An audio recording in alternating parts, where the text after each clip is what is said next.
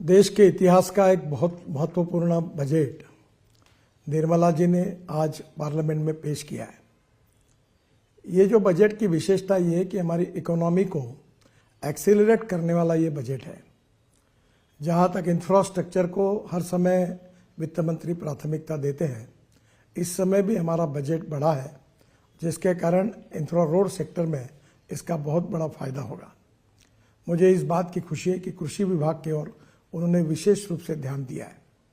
तिलहन हो, विशेष रूप से तेल बिया हो, इसके उत्पादन कैसे बढ़े और किसान आत्मनिर्भर कैसे बने, इसका भी विचार किया गया है। विशेष रूप से इनकम टैक्स के बारे में एक रिफॉर्म करके नया कानून लाकर इसको और सरलीकरण उसका करना, ये जनता के लिए बहुत बड़ी राहत होगी। और 12 लाख रुपए के उत्पादन के लिए इनकम टैक्स में जो राहत दी गई है वो भी बहुत महत्वपूर्ण है। विशेष रूप से मिडिल क्लास का विचार किया गया है और मध्यम वर्गीय, उसके साथ लोअर मिडिल क्लास और गांव गरीब मजदूर किसान, इसमें रोजगार कैसे निर्माण हो और सस्टेनेबल डेवलपमेंट कैसी हो, इसका विचार करते हुए इस बजट ने पब्लिक प्राइवेट इन्वेस्टमेंट को इनकरेज किया है।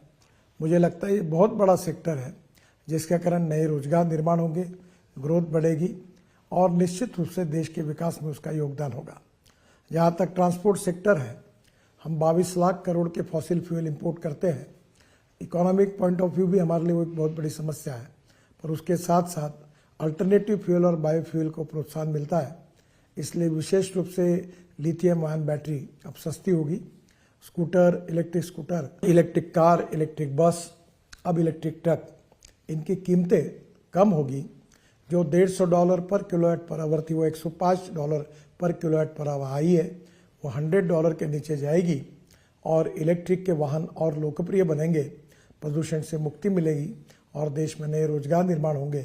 इसके लिए भी उन्होंने विशेष रूप से जो टैक्स में रियासत दी है वो निश्चित रूप से बहुत उपयोगी है।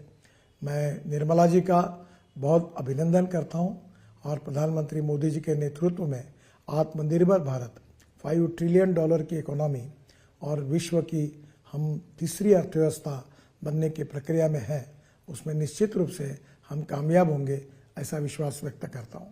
नमस्कार।